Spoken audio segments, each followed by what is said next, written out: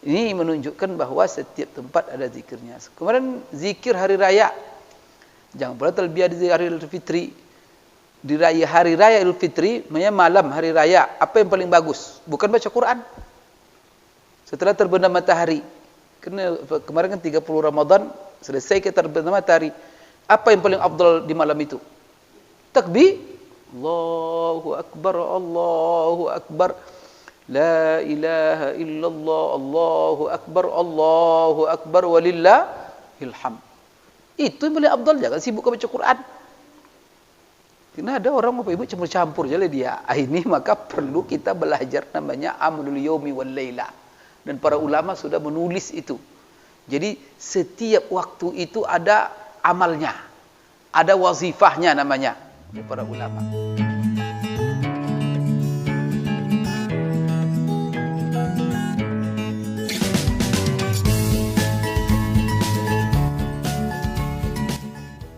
Bismillahirrahmanirrahim. Assalamualaikum warahmatullahi wabarakatuh.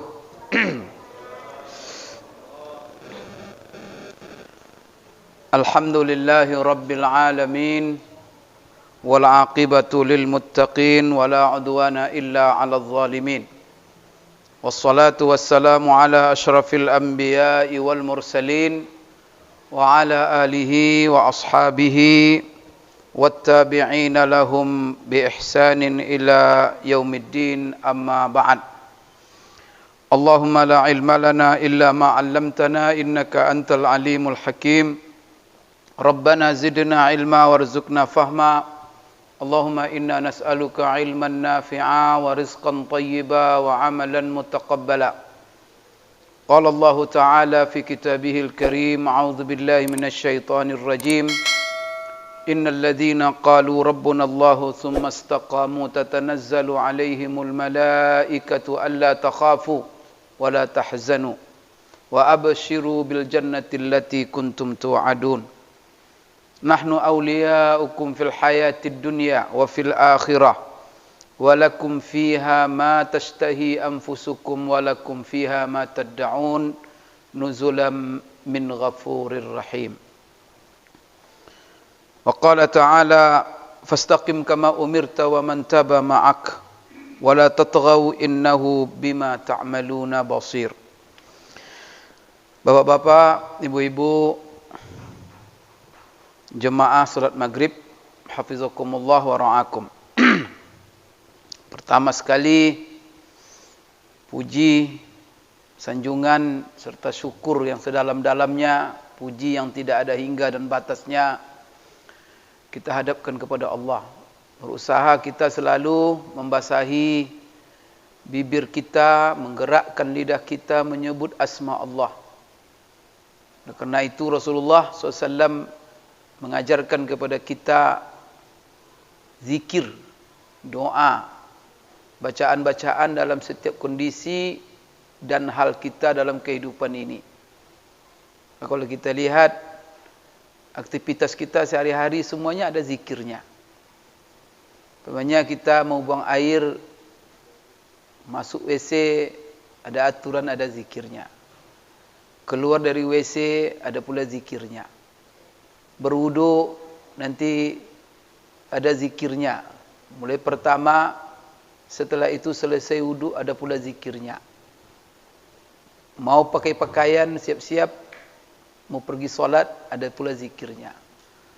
Keluar kita dari rumah, ada pula zikirnya. Begitu terusnya. Jadi dalam kondisi tertentu ada zikirnya, maka ada zikir-zikir khusus, ada zikir-zikir umum. Kalau seperti zikir umum itu, seperti Allah Subhanahu wa taala dalam Quran mengatakan kepada kita, ya ayyuhalladzina amanu dzkurullaha dzikran katsira wasabbihuhu bukratan wa asila. Hai orang-orang yang beriman, berzikirlah kamu kepada Allah dengan zikir yang banyak sekali, dan bertasbihlah kamu kepadanya pagi dan petang. Maka para ulama ketika mereka menulis tentang zikir-zikir yang dinukil dari Rasulullah SAW, maka mereka bagi ada zikir-zikir umum, ada zikir-zikir khusus. Nah, kalau zikir-zikir umum itu contohnya apa? Seperti Rasulullah SAW mengatakan, afdalu kalimatin indallahi arba'. Kalimat yang paling dicintai oleh Allah untuk kita baca, kita sebut-sebut terus sebagai zikir. Karena zikir yang sempurna itu zikir yang disertai dengan lisan.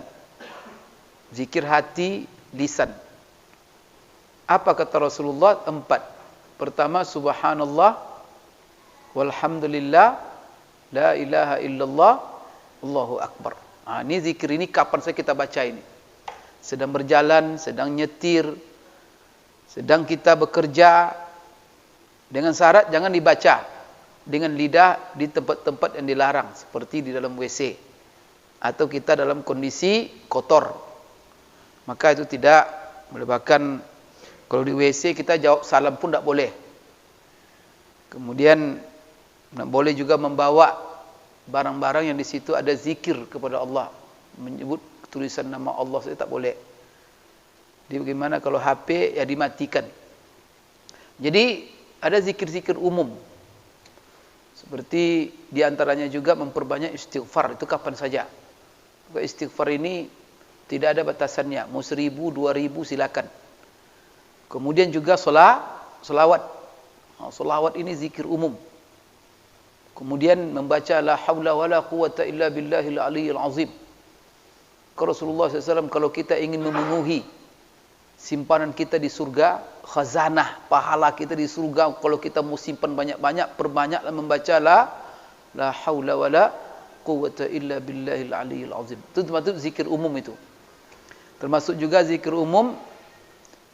Jadi solawat, istighfar, la haula wala quwata illa billahil aliyyil azim. Kemudian yang 4 tadi, subhanallah, alhamdulillah, la ilaha illallah, Allahu akbar. 7 itu kalau bisa, kalau kita isi hidup kita dengan 7 kalimat itu, subhanallah.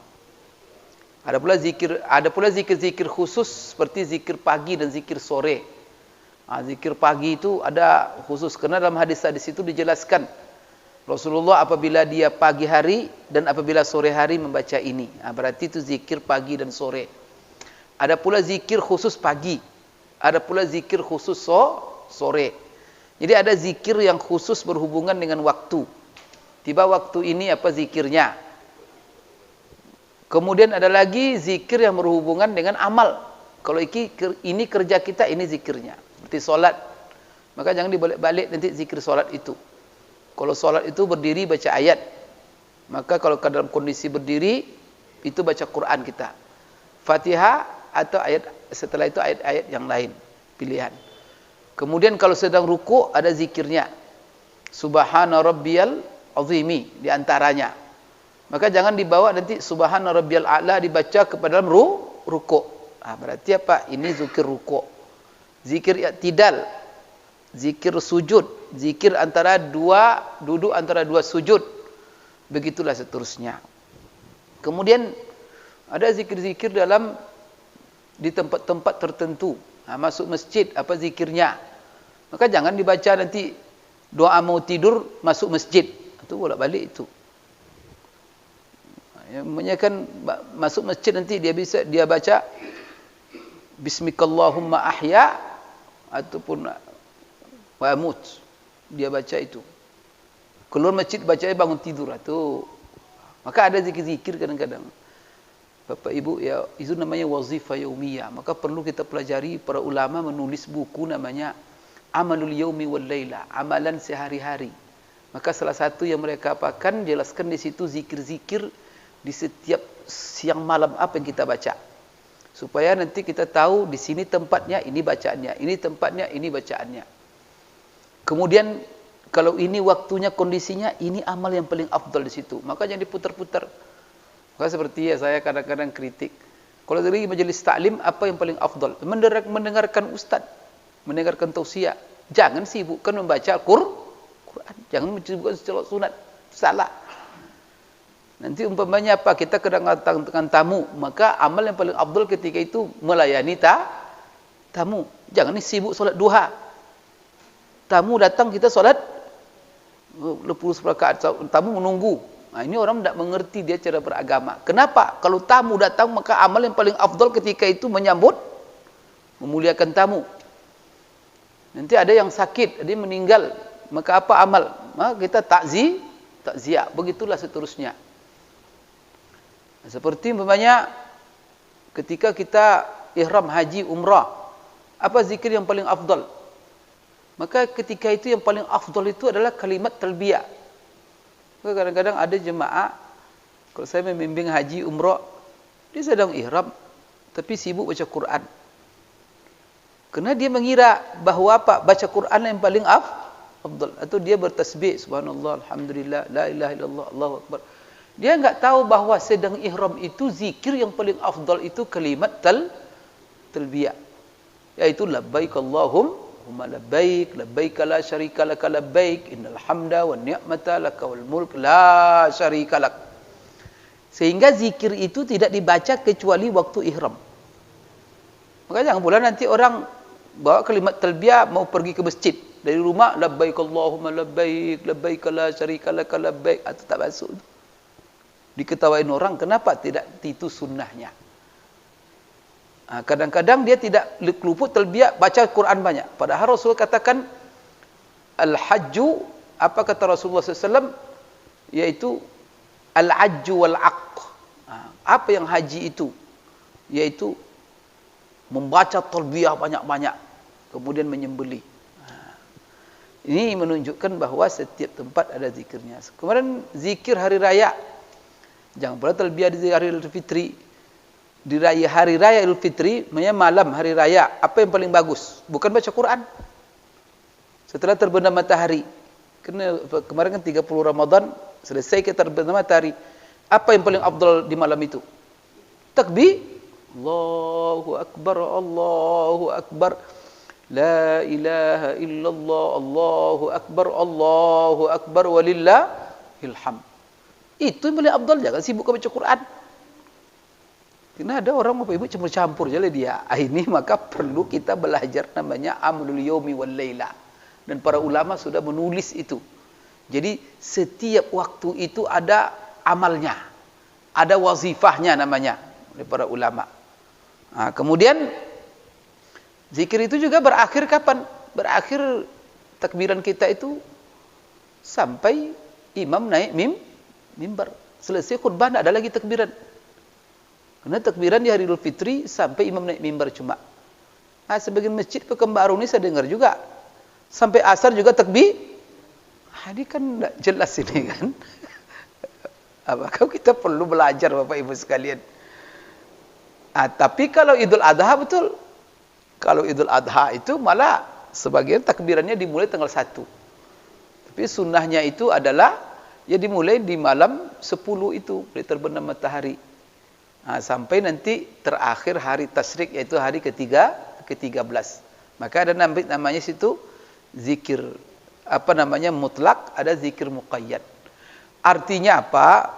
Bahwa setiap saat itu ada zikirnya. Maka Imam Nawawi mengumpulkan dalam bukunya namanya Al-Azkar. Terkenal asal disebut Azkar tersebut dari situ Imam Nawawi.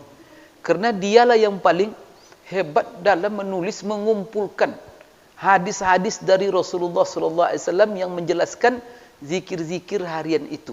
Maka saya sarankan kepada Bapak Ibu, jangan sampai tidak punya buku itu di rumah. Azkar Imam Nawawi, jadi azkar dan doa-doa. Dan yang mana Imam Nawawi sebagai seorang pakar ahli dalam bidang hadis dan juga dalam bidang fikih, dan dia terkenal ulama besar dalam mazhab Syafi'i, dan dialah yang telah syarah terbaik untuk salah satu kitab, 6 kitab yang sahih dalam hadis, yaitu Sahih Muslim.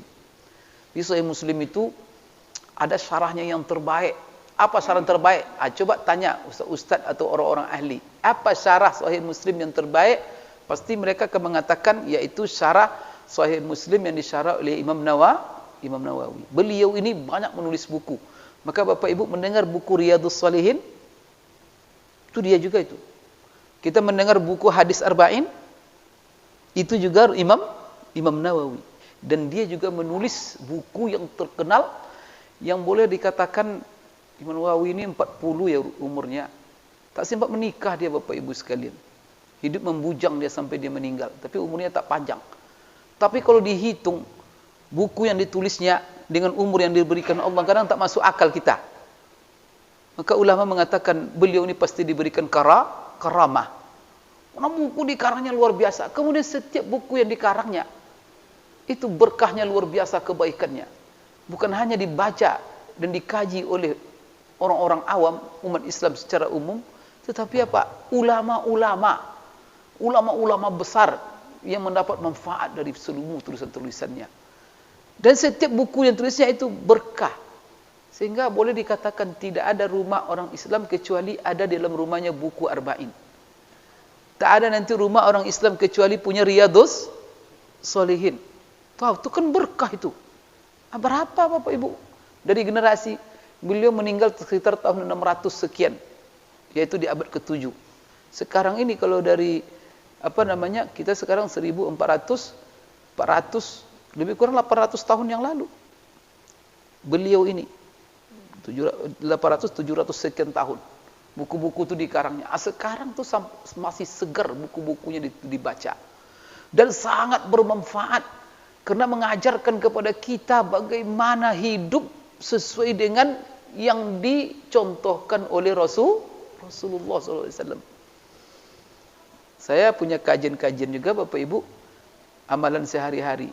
Maka patokan saya apa? Buku dikarang oleh Imam Nawawi. Salah satu buku terhebat itu, kalau untuk amalan sehari-hari, itu adalah buku azkarnya itulah. Jadi Bapak maunya ingin mencari apa zikir kalau mau pakai pakaian. Ya sudah, di situ ada bab khusus. Bab tentang zikir ketika kita memakai pakaian baru, memakai pakaian. Beliau setiap bab itu langsung dijelaskan, diungkapkannya apa hadis Rasulullah SAW dalam menjelaskan zikir yang dibaca. Zikir masuk masjid, maksudnya zikir. Kalau ketika dia mengatakan namanya zikir pagi, kalau pagi setelah subuh apa zikir kita? Waktu yang paling mulia untuk berzikir sepanjang hari kita itu adalah zikir setelah subuh menjelang terbit matahari. Maka namanya ada zikir pagi. Maka di situ boleh ungkapkanlah zikir-zikir pagi. Dan semuanya riwayat dari Rasulullah SAW. Maka dia pilih hadis-hadis yang sahih, hadis-hadis yang bisa dijadikan hujah, hadis-hadis yang bisa dijadikan patokan dan sumber amalan. Maka sekali lagi, rugi kita Bapak Ibu tak punya buku itu. Dan Alhamdulillah diterjemahkan. Barangkali ya, kalau saya tidak terlalu berlebihan. Tidak ada umat Islam di seluruh dunia ini dan punya bahasa kecuali buku-buku Imam Nawawi ini diterjemahkan ke dalam bahasa mereka. Termasuklah bahasa kita. Termasuk buku azkar ini. Karena buku azkar ini satu jilid Bapak Ibu sekalian. Dan tidak berat menterjemahnya. Tapi kalau Riyadhus Shalihin itu sudah maklum. Riyadhus Shalihin ini hadis-hadis tentang akhlak ini. Akhlak, tentang fadail. Kemudian akhlak, sikap, perilaku kita sehari-hari yang diajarkan Rasulullah. Baik itu dalam hubungan dengan Allah, baik itu hubungan dengan sesama manusia. Wah, itu luar biasa Riyadhus Shalihin. Maka kita dengar dibaca di mana-mana. Kalau hadis Arba'in itu hadis, dia mengumpulkan hadis tentang pokok-pokok agama. Apa hal-hal pokok yang kita perlu ketahui dalam agama ini, maka dikumpulkan dalam 40 hadis. 40 hadis ini dalam isinya itulah yang merupakan usul, hal-hal yang mendasar yang perlu kita ketahui dalam beragama ini. Maka kalau kita mau apa, ya hafal hadis Arba'in itu. Kalau kita meningkat lagi, hafal nanti Riyadhus Shalihin. Kalau kita mau apa lagi, kita bacalah Kutubus Sittah, kitab hadis yang 6. Kalau kita punya semangat, itu tergantung semangat lah itu. Kadang-kadang semangatnya cuma Arba'in saja, udah cukup katanya, ayo enggak apa-apalah. Tapi jangan sampai tidak ada sama sekali. Wah, itu ketika dia menulis buku itu Bapak Ibu, ya para ulama pun tercengang. Kenapa keunikan dia? Kenapa dia memilih sekian ribu hadis, dia pilih yang 40 ini, dan itu adalah sebagai pokok dan dasar. Dan seluruh ulama memujinya dan mengakuinya bahwa dia hebat sekali. Jadi Imam Nawawi ini luar biasa Bapak Ibu sekalian. Maka salah satu buku yang saya anjurkan yaitu buku azkar. Kenapa Bapak Ibu sekalian? Maka saya katakan tadi supaya hidup kita ini penuh dengan zikir. Apalagi sekarang Bapak Ibu sekalian, banyak sekali yang menggoda-goda kita. Kalau kita sudah tidak punya ilmu yang menggoda dan yang menggiurkan kita banyak sekali, maka kita tak akan pernah berzikir. Maka sayang, waktu kita nanti Bapak Ibu berlalu tidak ada arti. Padahal saya pernah sebutkan di sini bahwa waktu hidup ini pendek Bapak Ibu sekalian ya. Waktu umur yang diberikan Allah kepada kita itu singkat sekali. Tapi alhamdulillah Allah Subhanahu wa taala memberikan kepada kita keutamaan-keutamaan. Salah satunya apa? Walaupun umur pendek tapi sibukkan dengan zikir. Salah satu zikir yang diajarkan Rasulullah membaca subhanallah wa bihamdihi subhanallahil azim. Subhanallah wa bihamdi, subhanallah wa bihamdi. Kalau kita baca 100 kali pagi, 100 kali sore, rutin kita baca tiap hari sampai kita wafat. Apa kata Rasulullah? Besok di hari kiamat tak ada orang yang menyaingi amalannya. Jadi orang kan ketika nanti dihadapkan di dalam persidangan Allah, masing-masing nanti membawa amalannya. Siapa yang paling banyak amalannya? Adalah orang yang rutin tiap hari membaca pagi 100 kali subhanallah wa bihamdihi subhanallahil azim. Subhanallah wa bihamdihi subhanallahil azim. Itu kalau 100 kali pagi, 100 kali sore. Padahal Bapak Ibu berapa lama waktu membacanya itu? Sebentar Pak, tidak sampai 5 menit. Tapi rutin. Maka saya ada pesan setelah hari raya ini, setelah Syawal ini. Amal yang paling hebat itu yang diingatkan Rasulullah Bapak Ibu adalah istiqamah. Ini yang paling susah ini. Kemarin kita Ramadan, semangat ya. Berjamaah, semangat qiyamul lail, siangnya puasa, kemudian selalu dengan Quran, rajin bersedekah. Maka kita diingatkan sebenarnya, memang Ramadan itu kita istimewakan, itu wajar. Tapi tidak mungkin pula kita di luar Ramadan nanti seperti Ramadan, tidak mungkin, tidak mampu kita. Kenapa? Kenapa kita buat Ramadan begitu? Memang diistimewakan oleh Allah, karena amal-amal itu dilipat gandakan oleh Allah besar sekali. Bapak Ibu sekalian pahalanya. Maka kita kejar semuanya. Tapi setelah Ramadan bukan berarti kita berhenti. Tidak. Karena seluruh amalan kita lakukan di Ramadan itu, kalau dia wajib, ada nanti di luar Ramadan yang sunatnya. Seperti puasa. Maka puasa Ramadan wajib. Tapi di luar Ramadan ada sunat banyak. Maka puasa yang sunat diantaranya adalah puasa 6 Syawal. Ini puasa 6 Syawal jangan lupa Bapak Ibu. Karena banyak orang yang meremehkan. Rugi kita Bapak Ibu. Apa makna hadis yang Rasulullah SAW katakan dalam Sahih Muslim, yaitu dari Abu Ayyub Al-Ansari, man shama Ramadana thumma atba'ahu sittan min Syawal faka'annahu shama ad-dahra kullahu. Barang siapa yang berpuasa Ramadan lalu diiringinya dengan puasa 6 Syawal. Sekarang kenapa bulan Syawal? Pak Ustaz, bisa enggak diganti dengan 6 Zulqa'dah? Bisa enggak diganti dengan 6 Zulhijjah? Kenapa harus 6 Syawal? Toh puasa itu sunat. Artinya kalau tidak kerjakan tidak ada berdosa kita. Maka di sini Bapak Ibu ulama menjelaskan. Artinya 6 Syawal tidak bisa diwakili oleh 6 di bulan yang lain.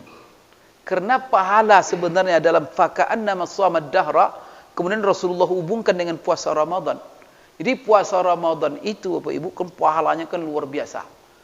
Kemudian setiap hari Ramadan itu yang pahalanya yang luar biasa itu Allah jadikan 10 kali lipat.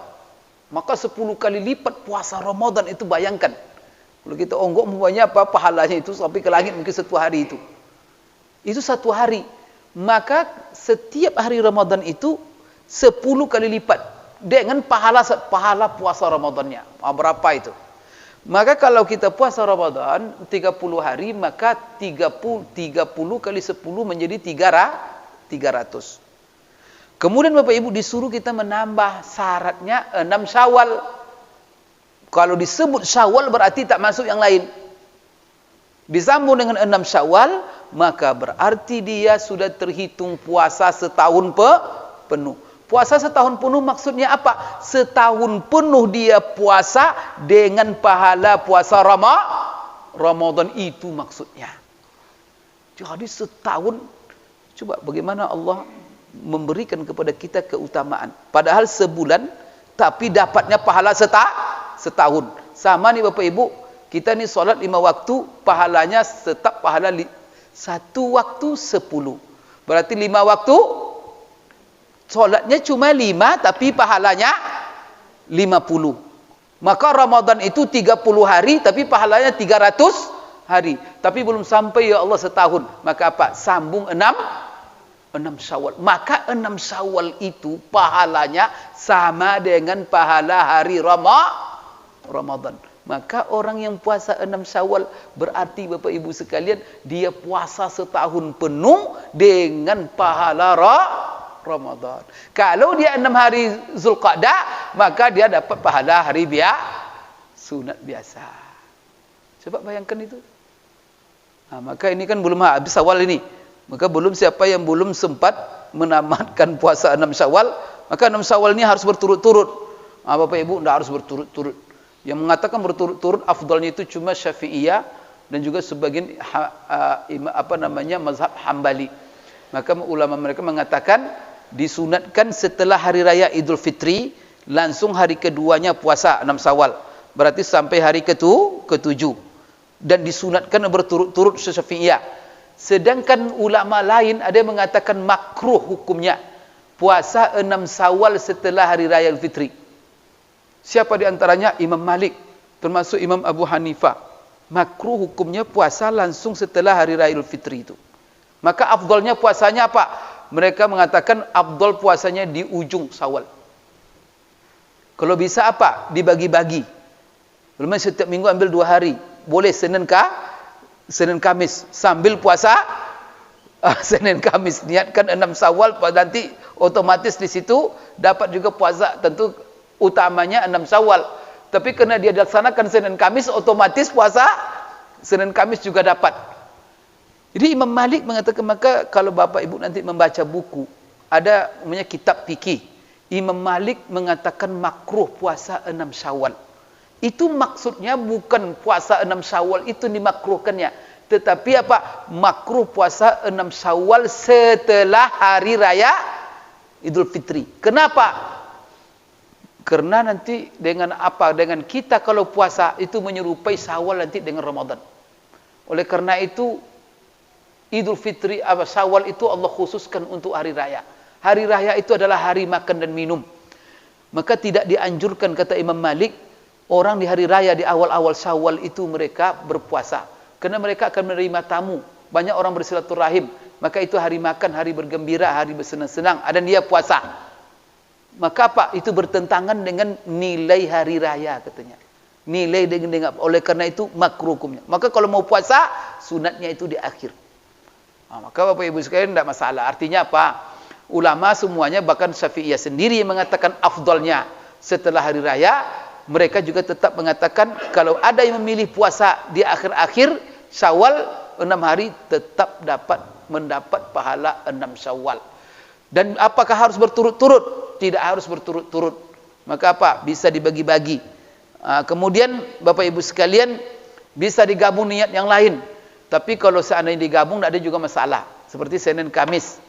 Atau dia gabung juga dengan qadha. Sebagian ulama mengatakan dengan qadha. Maksudnya dia punya puasa ibu-ibu. Mengqadha puasa waktu dia Ramadan haid. Lalu dia mengqadha puasa di bulan Syawal. Maka ketika dia mengqadha puasa di bulan Syawal, maka diniatkan langsung oleh dia untuk 6 Syawal, kemudian juga puasa Senin Kamis, kena pas pelaksanaan Senin Kamis, dan dia qadha. Maka sebagian ulama mengatakan tak ada masalah, semuanya dapat insya-Allah.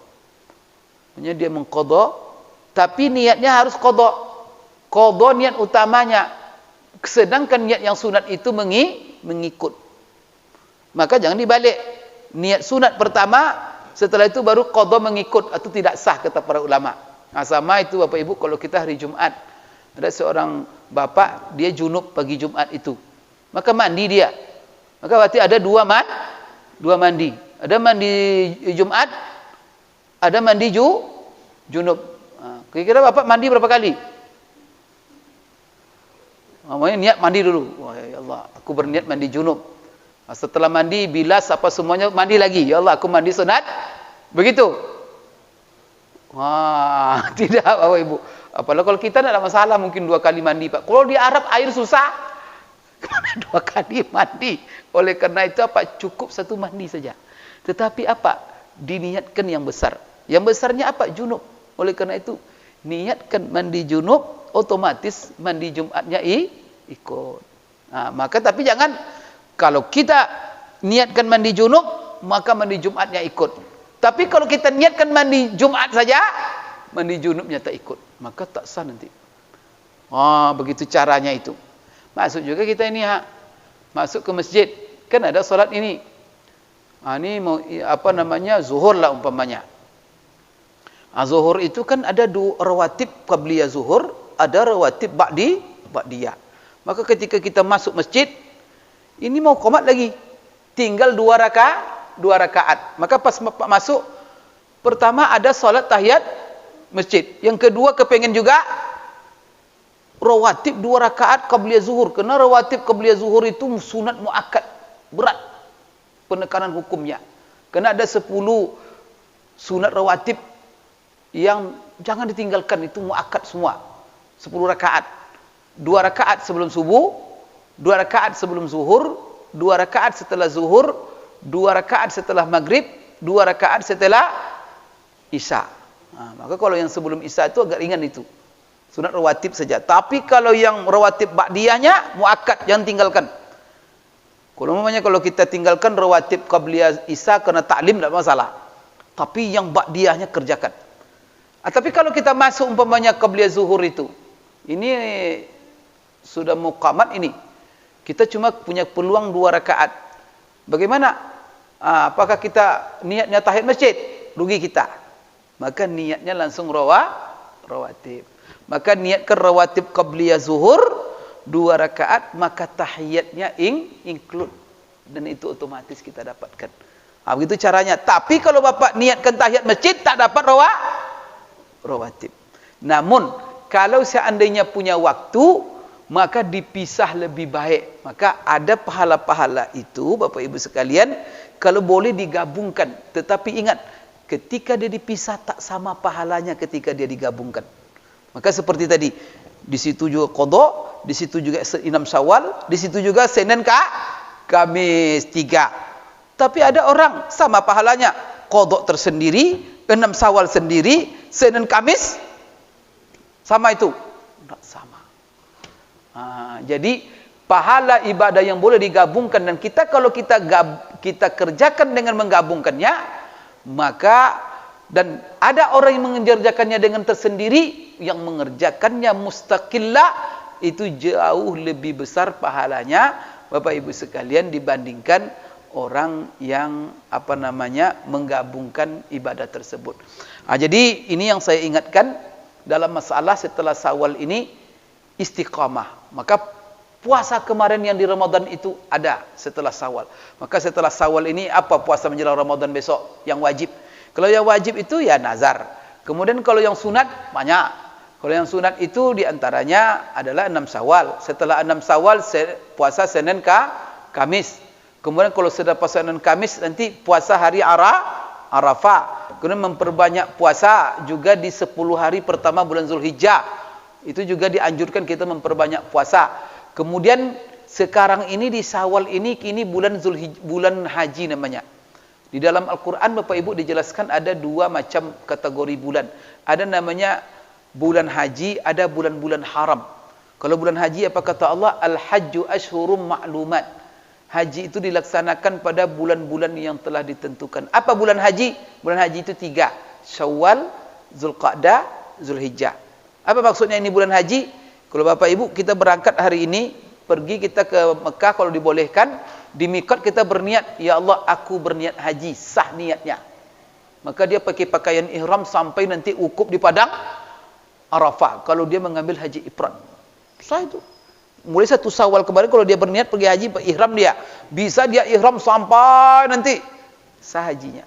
Tapi kalau di bulan Ramadan dia pergi, Maksudnya 28 Ramadan berangkat dia ke Mekah dari miqat. Niatnya niat haji. Sah enggak? Tak sah. Kenapa? Ramadan belum waktu haji. Maka itu haji itu, bulan haji itu kapan mulainya? 1 Syawal. Sampai nanti niat haji itu kapan? Sampai 10 Zulhijjah. 10 Zulhijjah itu batas terakhirnya. Maka kalau ada orang pergi tanggal 9 Zulhijjah ke Mekah, tiba-tiba dia malam, orang sudah wukuf Arafah hari ini nih. Ini tanggal 9 orang wukuf. Terbenam matahari, itu kan sudah tanggal 10. Maka dia datang dari Indonesia pakai pesawat sendiri, tiba langsung tembak Jeddah Mekah, dia pakai ihram dengan niat haji, langsung tembak Arafah. Tapi sebelum waktu subuh, dia kan terbenam matahari tanggal 9 itu, sudah tanggal 10. Malam itu datang dia di Arafah, bisa duduk sejenak di sana. Maka kalau sempat dia duduk sejenak malam itu sebelum waktu subuh datang tanggal 10 itu, maka hajinya sah. Berarti dia telah mendapatkan wukuf di padang Arafah. Maka itulah batas niat, jangan sampai waktu subuh. Jadi 1 Syawal sampai waktu subuh tanggal 10 Zulhijjah, itulah namanya bulan haji. Kemudian Bapak Ibu sekalian, ada lagi bulan namanya bulan haram. Kalau bulan haram, kapan mulainya? Zulqa'dah. Bulan haram itu diisyaratkan oleh Allah dalam Al-Quran. Inna iddatash syuhuri 'indallahi 12 syahran fi kitabillah yawma khalaqas samawati wal arda minha arba'atun hurum. Sesungguhnya hitungan bulan dalam 1 tahun itu, kata Allah, 12 bulan. Itu semenjak ditetapkan Allah, semenjak Allah ciptakan langit dan bumi. Di antara 12 itu ada 4 yang disebut sebagai bulan haram. Apa 4 bulan haram? 4 bulan haram itu Bapak Ibu sekalian, Rasulullah uraikan ketika dia haji wada. 4 bulan haram itu adalah, pertama, 3 berturut-turut, 1 yang tersendiri. 3 berturut-turut apa? Mulai hitungannya Zulqa'dah, Zulhijjah, Muharram. 1 yang tersendiri apa? Bulan Rajab. Jadi 4 bulan ini 4 bulan haram ini. Maka Rasulullah dalam sebuah hadisnya mengatakan, afdhalus siyam ba'da Ramadan siyam asy-syahrillahil Muharram. Artinya apa? Bahwa puasa yang paling afdal setelah puasa Ramadan adalah puasa di bulan-bulan haram. Maka kalau masuk Zulqa'dah nanti kita dianjurkan memperbanyak puasa sunat. Begitu juga bulan Zulhijjah, khususnya di 10 hari pertama. Juga bulan Muharram, juga bulan Rajab. Ini di antara puasa-puasa sunat. Kemudian di antara puasa sunat juga nanti apa? Yaitu puasa di bulan Muharram, yaitu puasa Asyura. Puasa Asyura itu sunatnya apa? Tanggal 9 dan tanggal 10. Karena orang Yahudi puasa dia tanggal 10. Sebagai apa? Sebagai rasa syukur mereka kepada Allah, karena di hari itulah 10 Muharram mereka dibebaskan oleh Allah daripada kejaran Fir'aun. Maka mereka puasa sebagai rasa syukur. Lalu Bapak Ibu sekalian, Rasulullah datang ke Madinah, ditanya, kenapa orang-orang Yahudi ini puasa ini tanggal 10 Muharram Asyura ini? Ya Rasulullah, ini ada sejarah dengan Musa. Apa kata Rasulullah? Kalau begitu kita lebih berhak berpuasa daripada mereka. Maka Rasulullah perintahkan, maka puasa sebelum Ramadan itu, puasa pertama kita puasa Asyura dulu, sebelum diwajibkan puasa Ramadan. Maka Rasulullah anjurkan seluruh sahabat puasa. Tapi apa kata Rasulullah? Untuk tahun besok, maka kita puasa tanggal 9 dan tanggal 10. Supaya kita apa? Jangan sama dengan mereka.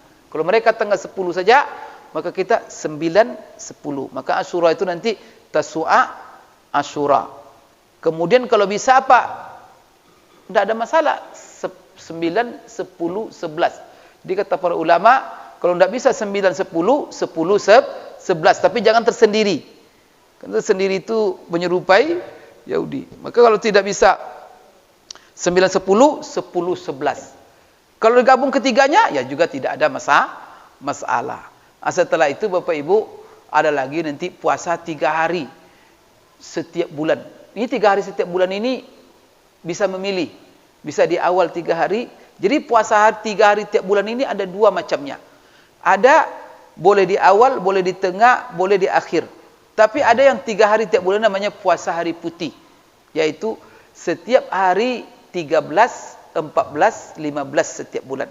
Tapi ini bukan bulan Agustus, September ini tidak ada ini. Ini maksudnya bulan-bulan Qamariyah. Maka setiap tanggal 13, 14, 15. Sekarang kita dah lewat kita ya. Maka kemarin kalau siapa yang puasa 6 Syawal, 13, 14 banyak dia dapat itu. Kalau tepat pula Kamis, tepat pula 6 Syawal, tepat pula 13, 14, 15. Masya Allah. Bapak Ibu, karunia Allah luas sekali. Surga Allah itu luas. Maka kalau kita mendapatkan sedikit amalan, banyak pahala. Bagi umat Islam itu kesempatan banyak sekali. Maka rugi kita kalau tidak memanfaatkan. Karena kalau kita ambil kesempatan itu, dapat banyak. Kalau kita tak dapat, kalau kita tidak ambil kesempatan, habis semuanya. Tak dapat apa-apa. Itulah gawatnya kalau kita sia-siakan umur kita. Ini kita di zaman teknologi ini, auzubillah Bapak Ibu sekalian. Kita umur dah pendek, tapi Allah telah punya cara untuk kita. Rasulullah telah tunjukkan kepada kita, umur kalian pendek, tapi ingat ada waktu-waktu istimewa. Amalan-amalan sedikit yang kalian amalkan, kalau kalian memanfaatkan waktu itu, Allah berikan kepada kalian limpah. Itu kemarin itu diantaranya adalah malam Lailatul Qadar. Tidak malam Lailatul Qadar saja Bapak Ibu, ini besok nih. Ke depan ini ada hari yang mana para ulama berselisih pendapat. Mana yang lebih hebat daripada hari itu daripada malam Lailatul Qadar, yaitu hari Arafah. Maka hari Arafah itu ada ulama mengatakan hari Arafah itu lebih afdal daripada malam Lailatul Qadar. Namun ada yang mengatakan ulama Lailatul Qadar itu lebih afdal. Ada yang mengatakan seperti Ibnu Taimiyah, Syekhul Islam Ibnu Taimiyah mengatakan begini, untuk malamnya yang paling afdal adalah malam Lailatul Qadar sepanjang tahun. Kemudian untuk siang, sepanjang tahun yang kita lalui, siang yang paling afdal adalah siang hari Arafah tanggal 9. Kalau hari Arafah pasti, tapi kalau hari malam Lailatul Qadar, kalau kita pilih-pilih tak dapat tadi. Tapi kalau semuanya 10 itu kita isi, insya-Allah dapatlah itu. Tapi kalau orang pilih-pilih, tiba malam 21, umpamanya dia bangun, setelah itu tidur sampai nanti tanggal 30. Ya bagaimana Bapak Ibu sekalian? Kan rugi dia. Maka ini adalah puasa-puasa sunat. Kemudian juga kemarin Qiyamul Lail. Qiyamul Lail khusus dalam Ramadan itu ada namanya tarawih. Tapi setelah tarawih itu apakah tak ada lagi salat Qiyamul Lail? Tidak. Tarawih itu khusus untuk Ramadan memang. Tapi setelah Ramadan banyak sekali. Seluruh malam yang kita hidupkan untuk ibadah itu namanya Qiyamul Lail. Maka termasuk salah satu Qiyamul Lail itu bentuknya adalah salat tahajud. Bisa juga kita malam itu kita gunakan salat hajat. Silakan. Itu juga Qiyamul Lail. Kita gunakan untuk salat tobat. Ya silakan. Kemudian sebagian ulama mengatakan salat tasbih. Silakan. Kenapa? Malam itu memang waktu-waktu paling afdal untuk salat sunat. Khususnya apa? Apabila kita dahului dengan tidur, dan khususnya sepertiga malam terakhir. Jadi Bapak Ibu, Rasulullah suruh kita cerdas membagi waktu. Ini untuk memanfaatkan. Maka malam itu dibagi 3. Maka dari mana kita tadi mulai malam? Malam itu kan terbenam matahari. Coba nanti waktu fajar shadiq jam berapa? Jam waktu subuh jam 5 ya umpamanya, 5 kurang 1/4 sekarang kan. Coba diukur nanti kita jam 6 lewat 1/4 itu sudah maghrib malam. Coba bagi 3 nanti. Sepertiga terakhir itu adalah waktu yang sangat mulia. Itu Allah berikan hadiah kepada kita Bapak Ibu sekalian, setiap hari, setiap malam itu ada waktu yang istimewa. Kalau kita diberi izin oleh Allah sampai di waktu itu setiap hari, bersyukurlah kepada Allah. Tinggal mau kita memanfaatkan atau tidak. Maka kita disuruh bangun. Dalam sebuah hadis bahwa Allah turun ke langit dunia dan melihat kita setiap sepertiga malam terakhir. Hai hamba-hambaku, siapa di antara kalian bangun. Siapa yang minta, saya kasih. Siapa yang punya hajat, saya penuhi. Siapa yang punya dosa, minta ampun, saya ampunkan. Itu sepertiga malam terakhir. Maka kita sekarang kan banyak dilalaikan. La ilaha illallah dilalaikan oleh dunia ini. Maka sekarang banyak penyakit Bapak Ibu sekalian. Malam itu untuk tidur kita kadang terbalik. Sekarang ni warung-warung kopi anak-anak muda ini merisaukan sekali. Sampai jam 3 pagi. Menjelang subuh baru mereka bubar. Langsung tidur, tak ada subuh, kadang-kadang sampai asar. Setelah itu maghrib mulai lagi. Menjelang maghrib nongkrong. Bapak Ibu, kalau ada anak muda kita begitu tuh tolonglah diberikan pelajaran mereka, ditegur mereka baik-baik, diingatkan mereka. Gawat itu Bapak Ibu. Hancur dunia akhirat. Karena modal kita itu umur itulah. Umur dan waktu yang Allah berikan. Kalau kita sia-siakan Bapak Ibu, inna lillahi wa inna ilaihi raji'un. Dan kita pasti mati. Dan kita tak bisa perpanjang umur. Kalau jatah 40 takkan mungkin kita lebih sedikit 1 detik je takkan mungkin. 5 menit takkan mungkin Bapak Ibu. Maka ketika umur itu ada, ingatkan anak-anak kita. Maka pentingnya waktu Bapak Ibu sekalian.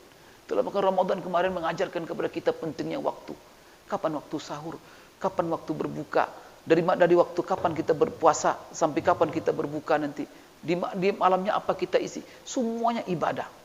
Maka di sini saya ingin tekankan Bapak Ibu, istiqamah. Maka apa kita lakukan kemarin di Ramadan? Mari kita bawa nilai-nilai itu sampai nanti Ramadan yang akan datang. Kita doakan. Dan maka kita salah satu bentuk syukur Ramadan kita, ya Allah, amal ke amal Ramadan itu setelah Ramadan kita amalkan terus istiqamah. Bapak Ibu sekalian, untuk membuat kita istiqamah ini ada satu keyakinan yang harus ada dalam diri kita membuat kita istiqamah. Pertama sekali Bapak Ibu sekalian, kita harus tahu apa tujuan hidup ini. Kalau orang sudah tahu dia apa tujuan hidup ini dan apa tugasnya dalam hidup ini, itu membuat kita istiqamah. Maka kalau seandainya kita tidak mengerti dengan tujuan hidup ini, maka apa yang menimpa kita? 2 hal yang akan menimpa kita. Pertama Bapak Ibu, hidup ini capek, hidup gelisah, hidup stres. Kenapa? Karena orang tidak menyadari dia hidup ini untuk apa. Yang kedua Bapak Ibu sekalian, kalau seandainya kita sudah menyimpang daripada tujuan hidup kita dan tidak mengenal apa maksud hidup kita, kita akan ditemani oleh setan kemana-mana. Itu Allah mengatakan dalam Al-Quran. Bapak Ibu sekalian, coba kita kalau apa tujuan hidup kita? Dalam Al-Quran kan sederhana itu. Hidup kita ini ke dunia ini bukan untuk cari harta sebanyak-banyaknya.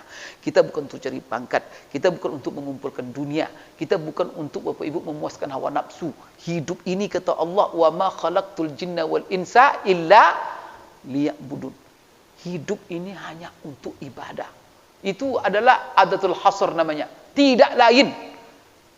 Tidak aku ciptakan jin dan manusia kecuali untuk beribadah. Memang kita hadir ke dunia ini untuk ibadah. Maka orang kalau sudah memahami tujuan hidup ini, Allahu Akbar, maka Bapak Ibu dia ibadah, akan diisinya hidupnya semuanya ibadah. 24 jam itu ibadah sebagaimana Ramadan kemarin. Ramadan kemarin kan tidak putus kita dari ibadah semuanya. Siang itu ibadah, semua itu menahan itu. Malamnya qiyamul lail. Tidur pun kita tidur nanti untuk bangun sahur. Semuanya ibadah Bapak Ibu. Sekarang bagaimana kita menjadikan hidup kita ini semuanya ibadah. Kemudian Bapak Ibu, kalau tujuan hidup ini kita bawa terus, maka kita akan tenang. Maka selama kita sudah beribadah dan mampu beribadah, tinggal kita berdoa kepada Allah, ya Allah terima.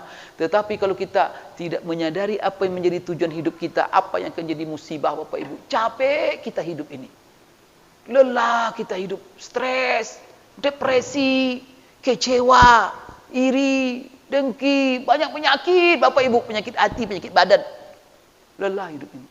Kenapa? Orang tak paham dia tujuan hidupnya untuk apa. Sekarang Bapak Ibu, kalau kita di kantor, lama di kantor tapi tidak menjabat, kecewa kita. Maka orang menjadi, saya hidup bukan untuk jabatan, saya untuk ibadah. Mau saya menjabat atau tidak, yang penting saya apa? Saya jadikan kerja saya ini ibadah, tenang dia. Ada orang Bapak Ibu melihat rumah orang besar-besar, rumah dia kecil, kecewa dia. Saya ke dunia ini bukan untuk membuat rumah besar. Saya ke dunia ini untuk ibadah. Maka kebahagiaan dia apa? Ya Allah, ketika azan maghrib dia datang dan dia solat berjamaah.